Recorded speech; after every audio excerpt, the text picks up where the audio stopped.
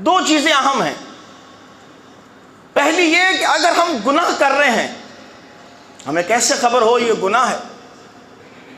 ہم اس کو گناہ کیسے مانیں کہ میں جو عمل کر رہا ہوں، جو کام کر رہا ہوں، یہ گناہ ہے؟ شریعت نے اس مسئلے کو بھی حل کر دیا. دو چیزیں ہمیشہ ذہن میں رکھیے گا، بھولیے گا نہ.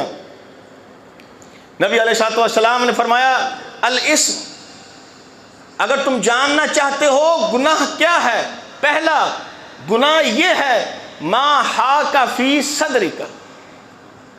آپ کوئی کام کر چکے ہیں، آپ کوئی کام کرنے لگے ہیں، آپ کوئی کام کرنا چاہتے ہیں، ما حاک فی صدرک، جو تیرے دل میں کھٹکے، تجھے خوف آئے، خوف میں مبتلا ہو، تیرے دل میں کھٹکا پیدا ہو، سمجھ لیجئے گناہ ہے.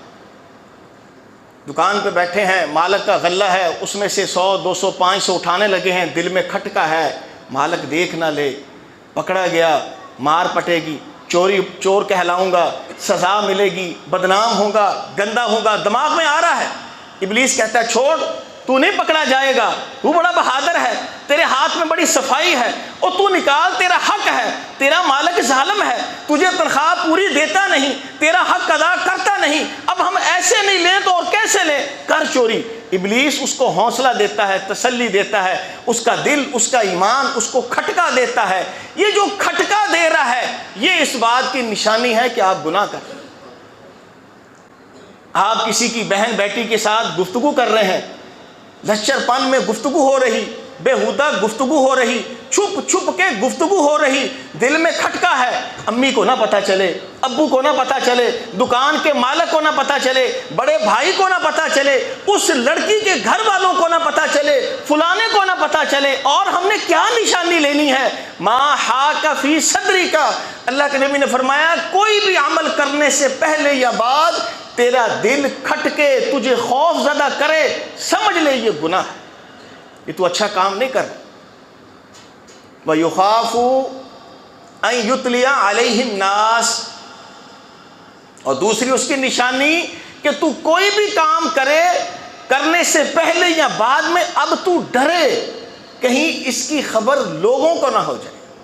یہ دو بڑی نشانیاں، دل آپ کا کھٹکھٹائے اور آپ کے دل میں یہ خوف ہو میرے یہ کام کی کسی کو خبر نہ ہو، فلانے کے ساتھ میرا تعلق ہے کسی کو خبر نہ ہو جائے، میں نے چوری کی ہے کسی کو خبر نہ ہو جائے، میں نے سود پہ رقم لی ہے کسی کو خبر نہ ہو جائے، میں نے فلاں بدکاری گناہ زنا کیا ہے کسی کو خبر نہ ہو جائے. یہ سب وہی علامات ہیں.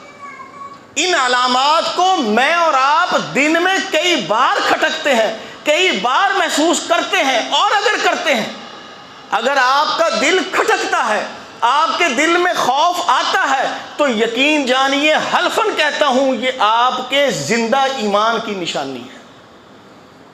آپ گناہ بھی کر رہے ہیں، کھٹک بھی نہیں رہا، گناہ بھی کر رہے ہیں، خوف بھی نہیں آ رہا، سمجھ لیجئے اللہ آپ سے اتنا ناراض ہو گئے ہیں، اللہ اتنا ناراض ہو گئے ہیں کہ آپ کا دل بالکل اس نے سیاہ کر دیا ہے. آپ پر بالکل ناراض ہو کر اللہ نے آپ کے سینے سے، دل سے ایمان کو بالکل نکال دیا. اب آپ بے ایمان ہو چکے ہیں. بے ایمان ہونے کی یہ نشانی ہے.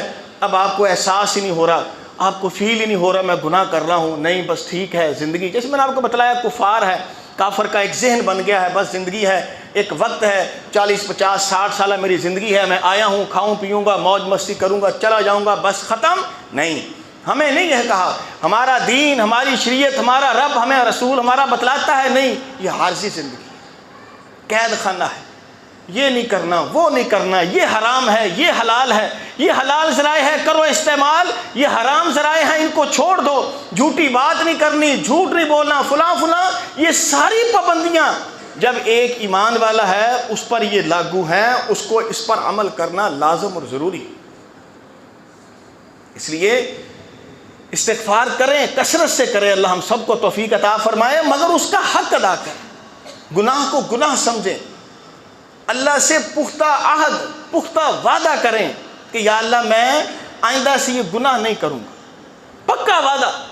اور جب آپ پختہ اور پکا وعدہ کریں گے، آپ کو یقین دلاتا ہوں، نشانی بتلاتا ہوں، آپ کا دل آپ کو بتلائے گا میری توبہ قبول ہو گئی.